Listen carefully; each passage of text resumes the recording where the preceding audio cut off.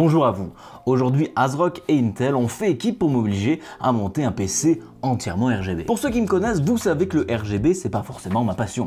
Pourquoi? Parce que souvent, les gens en mettent un petit peu partout et le règlent un peu n'importe comment. Vous savez, là, toutes les lumières de toutes les couleurs qui clignotent partout dans le PC. Et ben moi, ce genre de choses, ça me fait autant envie que d'avoir une mycose génitale. Donc pour ce PC là, au niveau du RGB, vous en doutez, j'ai fait des choses assez simples. On a une seule couleur en statique et on a construit un petit peu tous les composants autour, comme le boîtier, la carte mère, etc., pour aller dans ce thème rouge. Rouge parce que par rapport aux autres couleurs, le PC va un petit peu plus vite. Mais ça, je vous apprends rien parce que c'est assez connu dans la communauté. À la base, cette vidéo n'était pas du tout celle-ci prévue. Je vais vous faire un montage PC, un petit tutoriel, des choses comme ça, mais en faisant le montage, tournant, tout ça, je me suis rendu compte que c'était chiant à mourir. Genre, c'est plus facile de s'endormir devant ce tuto que votre grand-père en regardant le Tour de France. Donc bon, autant dire que j'ai tout jeté et aujourd'hui, on se retrouve sur un concept un petit peu plus fun qui va consister à tout simplement détruire les performances de ce PC et vous montrer un petit peu quelles erreurs sont à pas faire et qu'est-ce qui va se passer au moment où vous faites ces erreurs-là. Mais avant ça, un petit mot du sponsor de la vidéo, ASRock. ASRock voulait vous parler aujourd'hui des cartes mères Z590 qui vont avec les processeurs Intel de 11e génération, soit Rocket Lake si vous préférez. Pour ce socket-là étant principalement utile pour accueillir les processeurs overclockables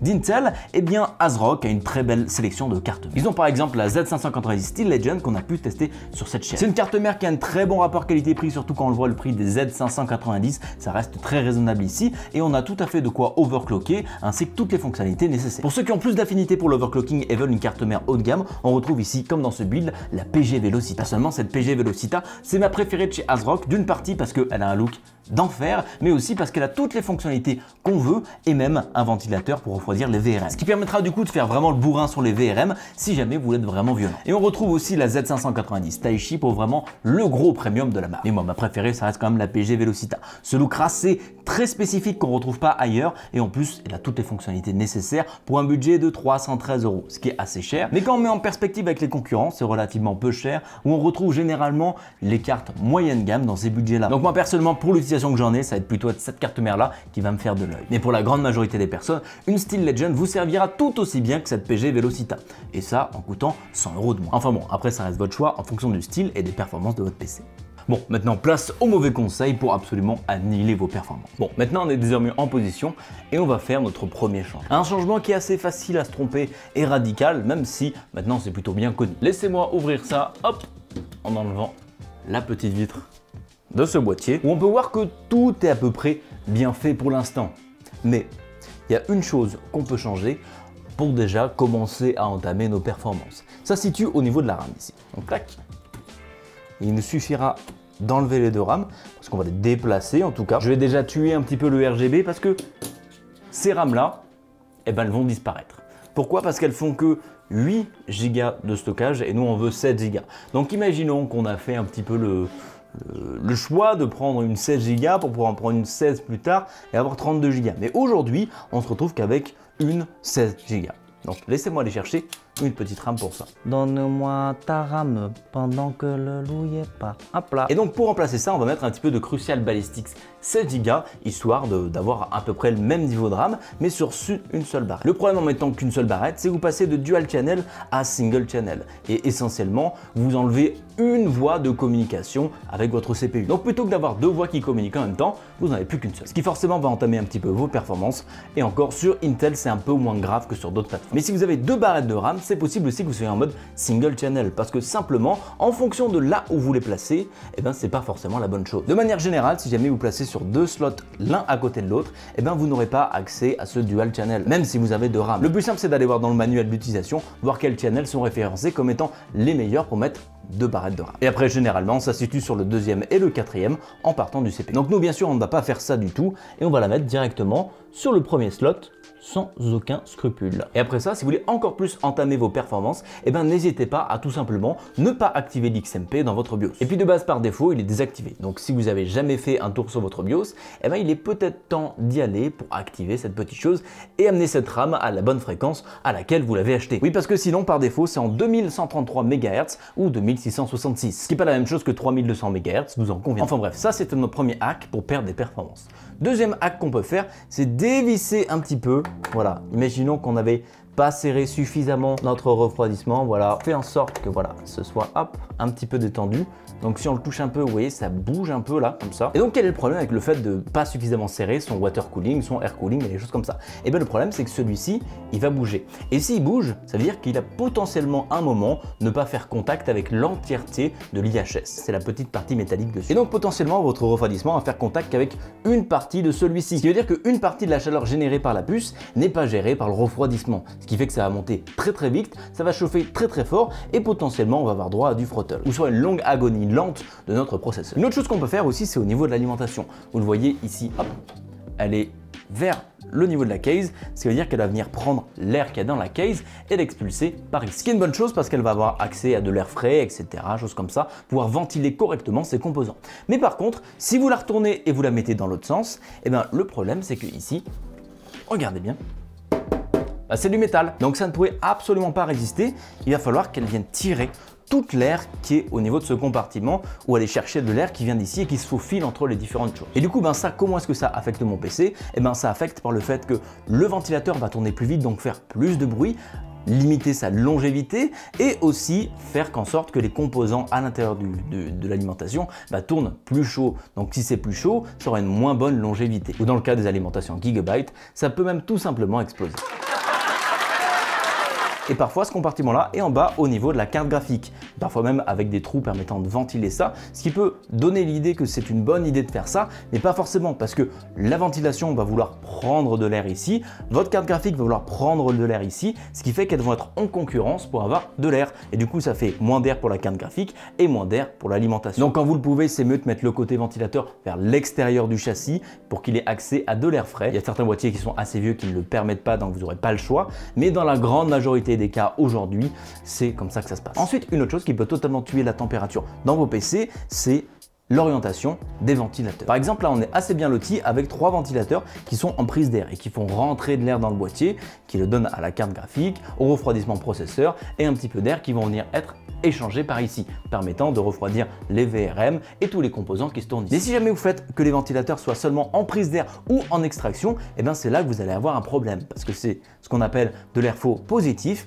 et de l'airflow négatif. L'airflow positif, ça veut dire que vous mettez tellement d'air dans le boîtier que l'air doit sortir par ses propres moyens. Typiquement par ici, voilà, par des petites choses comme ça. Si jamais il y a des ouvertures sur ce boîtier, voilà, ça sortira par là, par tous les petits chemins qu'il puisse y avoir. Parce que la pression est tellement forte qu'à l'intérieur que ça pousse l'air dehors. Et le contraire, c'est que vous allez faire de la pression négative. Et du coup, qu'est-ce que ça veut dire si on a une pression négative? Eh bien que tout simplement, tous les ventilateurs vont extraire de l'air. Ce qui veut dire qu'il y aura au bout d'un moment pratiquement plus d'air ici à extraire, ce qui fait que ça rompt complètement l'airflow. Et si jamais vous n'avez pas d'ouverture comme dans ce boîtier-là, où c'est pratiquement que du métal, et quand il n'y a pas de métal, il y a des ventilateurs, les seules entrées d'air possibles sont par exemple par ici et par des petits trous autour là qui ne sont pas forcément prévus à cet effet. Ce qui veut dire qu'il y a très peu d'air qui rentre, il va falloir forcer énormément sur les ventilateurs pour que l'air rentre en quantité suffisante et du coup faire beaucoup de bruit, chauffer vos composants, etc. etc. Donc nous, c'est quelque chose qu'on va pouvoir faire et laissez-moi aller chercher la perceuse parce que retirer des ventilateurs avec ça, voilà, ça ici, autant dire que ça éclate les doigts. Et d'ailleurs, j'ai des traces ici de la dernière fois que j'en ai fait où il y a des petites ampoules qui s'y sont mis rien qu'en vissant 3-4 ventilateurs. Donc, laissez-moi aller chercher ma perceuse dévisseuse et je reviens. Après temps, ce qu'on va faire pour rendre ça un peu plus simple, c'est qu'on va enlever la carte graphique. Chop, chop, chop. Qui est une 3060, vous la connaissez déjà sur la chaîne, c'est celle qui m'accompagne un petit peu de partout parce que tout simplement j'ai pas mieux. Hop, on enlève les petits connecteurs et il nous manquera juste à appuyer, voilà, ici sur ça. Donc ça peut être un petit peu compliqué, ça peut avoir un peu de résistance des fois. Merde, j'ai perdu mon bout. Quand on met des armures comme ça autour, c'est pas forcément facile à enlever en fait. Donc je prends un peu près avec tout ce que j'ai sur la main. Il va falloir que j'aille chercher un tournevis plat, mesdames, messieurs. Peut-être que c'est déjà bon en fait. Ah, c'est bon, le latch est déjà parti. Hop là. Bon, faut enlever avec un petit peu de force parce que cette carte là, elle est un petit peu trop grosse pour le boîtier, je l'avoue. J'ai dû enlever un petit peu le vis de ce ventilateur là. Il est bien plaqué dessus, hein, mais j'ai dû enlever un petit peu les vis de ce ventilateur là pour décaler juste un petit peu et éviter que celui-ci soit genre vraiment comme ça par la carte graphique. Donc il est un petit peu plus bas. Il est toujours bien plaqué contre ça. Il est tenu par qu'un seul ventilateur. Parce que ça arrive à tout le monde de faire des petites erreurs. Et j'avais pas envie de passer sur une carte graphique moins puissante et plus vieille que cette 3060. Sinon, à côté de cette i9 11 900K, on aurait été dégueu. Vous l'avez peut-être vu sur le côté, mais voilà, là il y a la perceuse. Je l'ai sorti pour pouvoir enlever les ventilateurs parce que sinon c'est éclaté. Donc on va commencer par enlever le filtre ici. Et normalement je l'ai réglé pour qu'elle ait une reach un peu plus longue qui va me permettre d'aller chercher les trucs à ce niveau-là. Ouais, c'est bon. Pile, ça passe tout pile. Laissez-moi le pousser un petit peu, que vous voyez un petit peu le process. Clac. On va commencer par le ventilateur de gauche, en espérant que j'ai pris le bon embout. Allez, hop. Bon, ça n'a pas l'air d'être un véritable succès. Je vais en essayer sur un autre parce que j'ai dû forcer un petit peu comme un porc la dernière fois. Ouais, ça marche bien. Je sais que c'est pas très orthodoxe comme moyen de le faire. Mais bon, écoutez, j'ai pas envie de me niquer la main encore une fois. Et pourquoi d'ailleurs les ventilateurs, c'est aussi dur à mettre dedans? Je veux dire, on se tue la main avec ce genre. Avec ce genre de choses. Attendez, j'ai fait tomber un truc dedans. Il fait tomber un des vis qui tenait la carte graphique à l'intérieur. On ira le chercher après. Histoire de le mettre en extraction. Si j'arrive à le faire correctement. Ah, je tire dessus, j'aime pas. Aïe aïe. Je sens que je vais devoir tirer sur tous les ventilateurs. Ça va pas me faire plaisir. Mais bon, du coup, on va les configurer tous en extraction d'air, histoire de faire en sorte qu'il n'y ait plus aucun air dans la case. Oh merde! Il est passé au travers. Il est littéralement passé au travers. J'y crois pas. Ça va, le pas de vis est paniqué, tout va bien. Mauvais temps.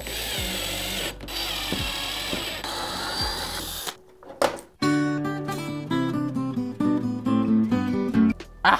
Non, à côté. Voilà. Ça va si vite. C'est si agréable. Donc voilà, hop, maintenant on les a retirés. Souvent les personnes font cette erreur. Pourquoi?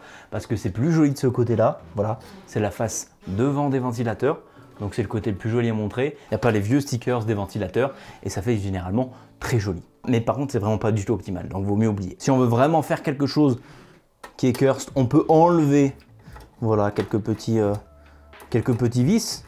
Voilà, on peut en enlever quelques-uns, histoire de vraiment pousser tout ça jusqu'au bout. Donc là, on a enlevé à peu près tous les...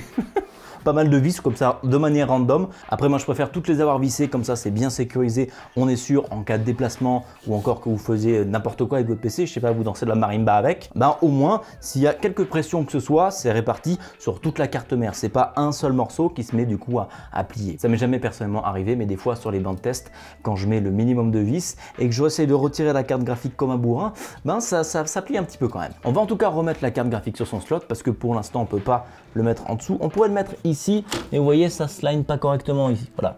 Avec les ventilateurs, ça va pas bien. Et vous voyez que si je prends ce ventilateur là et que je le mets là, bah, il passe pas quoi. Il est vraiment bloqué par la carte. Donc ça j'ai pas fait attention, c'est de ma faute. J'ai pas fait attention à tout ça. Et normalement, ça aurait pas dû se produire. Donc on rebranche un petit peu ces petits câbles custom qui sont assez sympas comme ça dans un schéma tricolore avec du rouge, du blanc et du noir. Et par contre, si jamais vous prenez ce genre de choses, il faudra bien mettre attention à mettre des lights à l'intérieur, typiquement une petite bande LED ici ou un petit coup par là, même si on peut pas trop le faire. Petite bande LED blanche pour bien les mettre en valeur et les faire ressortir. Ok, on vérifie bien que ça vient pas en interférence avec les ventilateurs ni de la carte graphique ainsi que ceux du boîtier. On va pouvoir venir la resécuriser comme ça. Au moins on est sûr, elle ne bouge plus. Le ventilateur est bien sûr qu'il est un petit peu en pression dessus. Et je pense qu'on a fini à peu près à ce niveau-là, en tout cas au niveau du front. La dernière chose qu'on peut faire maintenant pour vraiment finir les performances thermiques, c'est de prendre ces ventilateurs-là, qui sont initialement branchés ici, qui correspondent aux fans CPU, qui permettent vraiment de gérer les fans en fonction de la chaleur du CPU, et le brancher justement sur un pin qui n'a absolument rien à voir. Et du coup que les ventilateurs ne soient pas du tout en corrélation avec la chaleur de ce CPU là. De côté. Hop là, nickel. Et je vais vous dévoiler le bousin. Attention, 3, 2, 1, cringe! Voilà, ouais, c'est vraiment du truc fait à la va-vite. Je vous avoue, j'avais pas vraiment le temps de le faire correctement. J'aurais préféré prendre le temps, mais il y a ce boîtier qui est assez compliqué à gérer aussi. Pourquoi? Parce qu'il y a très peu de place pour mettre ces ces zip ties et aussi parce qu'on n'en a que à ce niveau-là. Il n'y a aucun truc de gestion, de choses comme ça. Et pour faire passer tous les ventilateurs, toutes les choses comme ça, c'est soit c'est ici, là, et il n'y a pas forcément assez de place, soit c'est par là et c'est un petit peu plus compliqué. Pourquoi? Parce que ça va être assez difficile de le penser à l'avance. Soit on le fait passer par ici, mais la carte mère vient vraiment tout en bas du boîtier, ce qui fait que si vous avez placé votre carte mère et vous avez oublié de faire passer un câble ici, ben vous êtes bon pour enlever votre carte mère et la remettre. Ou soit de le faire passer par ici, mais c'est un petit peu plus compliqué.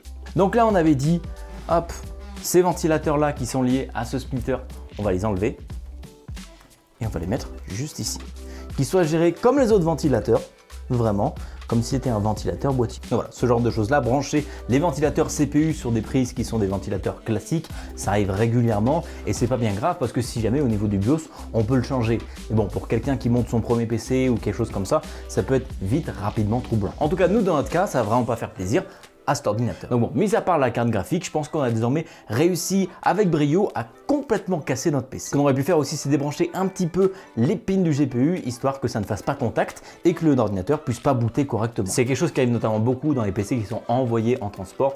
Voilà, ça bouge et du coup, ben, les câbles peuvent s'enlever un petit peu et du coup créer un non-contact. Donc si vous recevez votre PC et que ça ne boot pas, essayez d'aller voir ces différentes choses. Souvent, c'est un petit peu enlevé et ça, on peut rien y faire malheureusement. Enfin bref, on va refermer tout ça et du coup, aller tester tout ce PC. Bon, maintenant, on a lancé le PC, on va voir un petit peu ce que ça donne. Ah oui, j'ai oublié de vous dire aussi, mais tout est en auto au niveau du processeur, etc. Comme ça, il fait sa propre chose. Si jamais il a besoin de throttle, il va throttle. Donc là, rien que là, on va commencer à déjà être, hop, des choses comme ça. Voilà, on est à 5.1 GHz de base, donc ce qui n'est pas très impressionnant vu qu'il est en idle. Et les températures de base sont 30,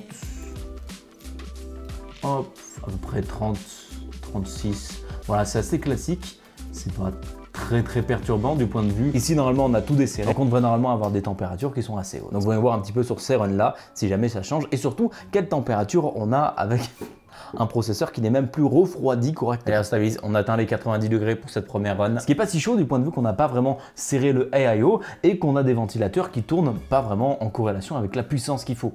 Ah, on a augmenté à 93 ici, on frottole toujours pas. Après, on est sur Cinebench ici, on n'est pas sur quelque chose qui est très énorme, mais ça y est, on vient de dépasser les 100 degrés. Donc, on devrait commencer à avoir un petit peu de throttle qui arrive. Non, toujours pas, toujours à 4,8 GHz. Bah écoutez, on va le laisser tourner encore un petit peu. Et on fait nos meilleurs scores ici avec 5843 points à 100 degrés.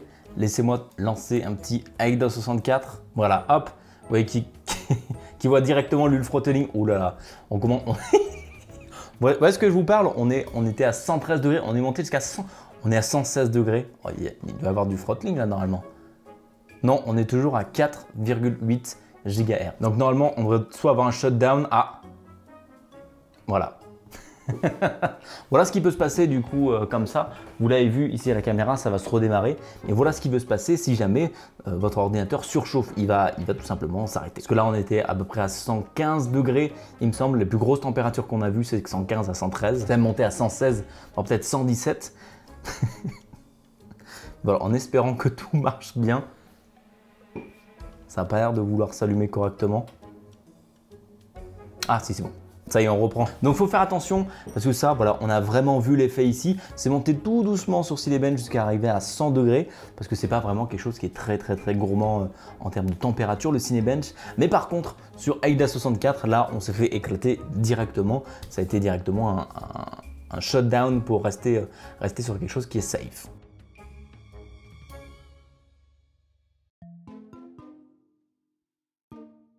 Donc là, la GPU température, elle n'est pas très haute, elle est à 32, elle commence à augmenter vite. En sachant que ici, normalement, ça devrait plutôt augmenter rapidement. Pourquoi? Parce que là, le GPU, théoriquement, n'a pas d'air et se bat avec le bas pour avoir de l'air. Donc vous voyez qu'on est déjà à 52 degrés, bon ça augmente bien, ça c'est normal. Et en tout cas, moi, ce que je peux vous dire, c'est que quand je mets ma main derrière, ici comme ça, on n'a vraiment aucune sortie d'air. C'est vraiment un débit d'air très faible. Pareil à ce niveau-là, oulala, on sent vraiment, par contre, derrière là, que c'est chaud. Faites voir si on fait un HW Info. Rien que comme ça, le CPU ne travaille pas beaucoup. Rien que comme ça, vous voyez, il est à 52 degrés. Ce qui n'est pas énorme, ce qui ne va pas vous déranger. Mais j'ai l'impression quand même que l'eau est beaucoup plus chaude à l'intérieur. Les températures vous disent peut-être rien avec 66 degrés, 67 degrés de temps en temps après quelques minutes, mais pour cette carte graphique c'est beaucoup parce que dans un temps normal, cette carte graphique monte au maximum sur Formark à 62 degrés. Et donc là, dans un environnement où elle n'a pas vraiment beaucoup d'air, sur un benchmark qui est moins gourmand et qui va moins chauffer la carte, et ben vous avez des températures qui sont plus hautes. Donc c'est-à-dire que mine de rien, quand même, ces ventilateurs, si on n'avait pas une carte graphique qui était aussi puissante en termes de refroidissement, et ben elle galérait beaucoup plus. On passe maintenant à quelque chose qui est beaucoup plus volant, du type Formark par exemple, voilà, celle que j'arrivais pas à retrouver tout à l'heure. Donc on a lancé le Formark, on va voir maintenant un petit peu où est-ce que ça monte. Donc la dernière fois qu'on a testé ça, on était à peu près 62 degrés avec un airflow plutôt correct. Là, vu qu'on a un airflow totalement cassé, je pense que ça va monter un petit peu plus haut, mais c'est pas non plus énorme. Pas la meilleure carte pour tester ça en fait.